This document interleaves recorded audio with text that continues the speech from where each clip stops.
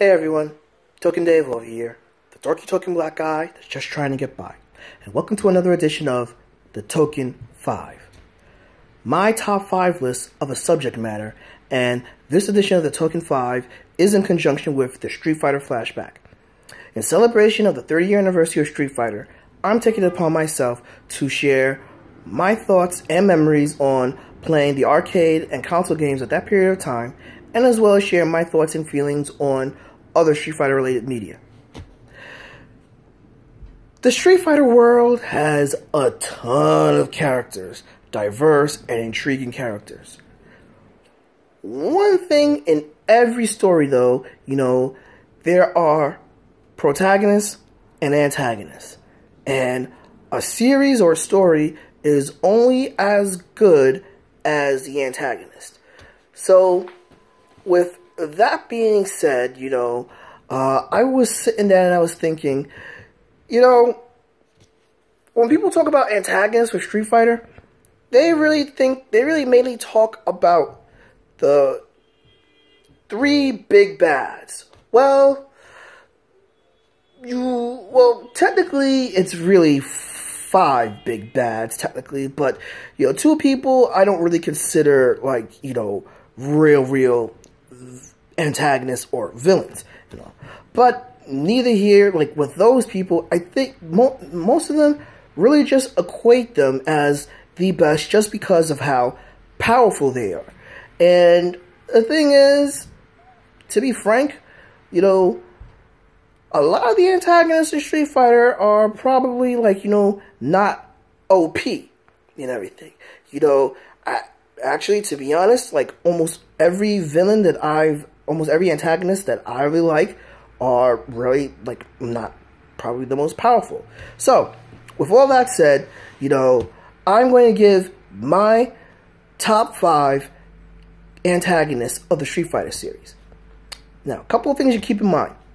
Number 1, this is not power-based, alright? This is based on how interesting I think the characters are, alright? That's it. Number 2, this is my opinion. There's no scientific research or anything like that. This is just my personal opinion, alright? If your favorite antagonist did not make this list, don't kill me and everything. This is just my opinion, alright? So, with all of that said, let's go into it with number 5, Balrog. Of the 4 kings of Shadowloo, the one that actually has the most complexity and the most intrigue is the Spanish ninja himself. Bison's second in command and chief of operational activities. Now, people are like, well, Dave, what do you mean second in command? Sagat is freaking more powerful and is higher up there than Balrog. Well, you gotta keep this in mind. Sagat is mainly Vega's bodyguard. Alright? Now, he does go on missions and everything, but if you really look at it, he doesn't really outrank Balrog. Balrog is usually the one in charge of how everything progresses and operates. Now, the thing about Balrog is, everyone knows how narcissistic he is, but, it actually has an interesting backstory, because he grew up with, being, basically, really poor. Well, he grew up in privilege and everything, and his mother wanted to stay within privilege, so she married a guy, but she always referred to him as an ugly man, and basically, Balrog took that to heart, where he killed his mother, and then when that ugly man killed his mom, Balrog, it kind of, really, put a damage on his psyche, hence one of the reasons why he's a little mentally unstable and everything, and goes on berserker rages, and as well as basically is obsessed with his looks, because he equates ugliness with things that are vile and everything. Also, he is one that would really disobey Vega's orders and go behind his back and everything. So he's a very interesting character. I just wish he wasn't wasted, or he didn't get that, like, you know, unfulfilled payoff, you know, at Street Fighter V. But be that as it may, you know, I went along about Balrog. Let's go into number 4. Adon. Now, this is one of the most underrated characters in the franchise. You know, people just say Adon is basically a whacker version of Ken. And I gotta disagree, you know, for a couple of things. One, while they do basically, you know, they are both more flashier with their martial arts styles, but Adon actually, you know, he does it not only to distinguish himself from, like, Sagat, but, you know, he doesn't have the friendly rivalry with Sagat, number 1. Number 2, basically, unlike Ryu and Ken, Sagat, when they trained together, Sagat actually trained Adon and everything. And basically, Adon actually did not see Sagat as an equal rival up until the events of the original Street Fighter when Ryu defeated Sagat. And which goes into Adon's hypocrisy, which I'll get to in a second. But after Ryu defeated Sagat, and also Ryu defeated Adon too, Adon felt that basically, you know, Sagat was, like, weak and inferior, and Adon's main objective is to defeat Sagat and become the Emperor of Muay Thai. But that's not all. We actually see that Adon has a lot of ambition for things of the future. You know, there are hints at the end of, like, some endings that he wants to be the most powerful fighter in the world, and he will be gunning for the number 3 person on the list, Goki. I had to put him on the list. There's no way you can have an antagonist with Street Fighter without mentioning Goki.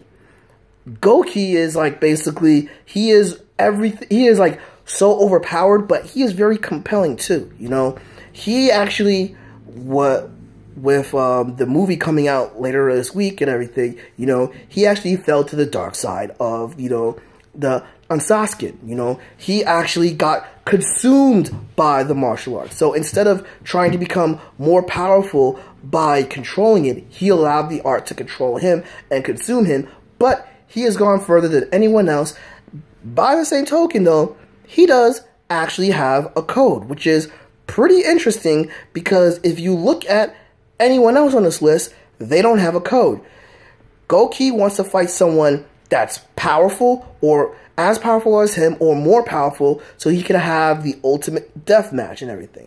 Because he would only fight someone that he feels is worthy, or will put up a challenge for him and everything, which is fairly interesting.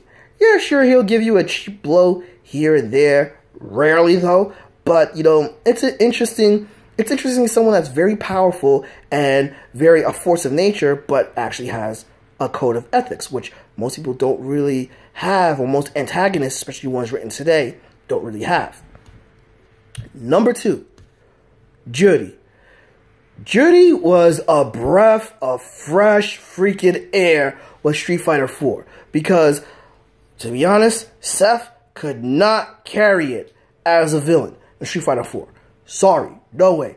Judy actually gives us not only being an awesome antagonist with a tragic backstory, she actually provides the polar opposite of Chun-Li, where Chun-Li and Judy, both of their parents were killed by Shadow Lu and everything when they were being investigated by Vega, right? But where Chun-Li's father was a police officer, Judy's father was a lawyer, and you could tell that Judy had more wealth and privilege, and when she lost that, she lost her psyche. She went insane and everything. So it's a interesting antithesis and biography of the two characters and everything. And besides, with her, like, you know, more maniacal yet jovial and sinister actions and everything, Judy was fun to watch. And, you know, her basically addition in Street Fighter 4, and from what I see in the storyline in Street Fighter 5, Judy, it's hard to keep your eyes off her. Alright, before I go into number 1, I have a couple of honorable mentions. Number 1, Vega. What? Just an honorable mention with Vega? The big bad of, like, pretty much the whole series? Well, here's the thing. Vega is really not much of an interesting character. It really isn't. All it is just he's, like, really, really powerful and he got all these connections. There's not much complexity to the guy. Everything. You know, but I still mention him because he is a force to be reckoned with and everything. You know, and, you know, that's interesting enough and everything. So yeah, that's going to be my only honorable mention with this because it's running long. So, who is number 1? Urian, Street Fighter 3 series. You know, it is very interesting how I've only really got the complexity of Urian in the past 3 years. You know, I know of his backstory, but I didn't really sit down and really analyze or think about it until, like, I got to play Street Fighter 3 again, and I really read his backstory. You know, growing up to, like, you know, from birth to be selected in the Illuminati to be the president, he had all these great accomplishments, but, like, you know, viewed as emotionally unstable. So instead of becoming, like, you know, the president of the Illuminati, he loses it to his brother, who is very, like, you know, charismatic and everything. A huge Cain and Abel underlying reference here. And to top it off, this is one person, unlike his brother, who, while they were both highly trained since birth, Urian appears to have put more time and thought processes in. He's a great scientist. He's a great business person. He actually likes wearing designer suits and everything. He has a godlike Olympian body and everything. But, like, you know, he is very, like, power hungry, and he has proven his worth time and time again, only to be outmaneuvered by the very last second by things being held against him or you know, withheld from him and everything, which he feels is like a great disservice, and he is stopping at anything to finally become the emperor of the Illuminati. And unlike his brother, when he becomes the emperor of the Illuminati and wants his conquest for world domination, it will be a much darker place compared to what his brother has in mind of creating a utopia to bring everyone together. Urian wants to rule with an iron fist, and I mean that literally. So, those are my top 5 antagonists. Agree? Disagree? Drop me a comment below and tell me who your favorite antagonists are. Alright? Give this video a like. Follow me on Follow Token Dave on Facebook, or follow Token Dave at TokenDave80 on Twitter. Subscribe and ring that bell so you know when a new video loads. But until then, this has been Token Dave, the dorky token black guy who's just trying to get by, and I'll catch you guys later.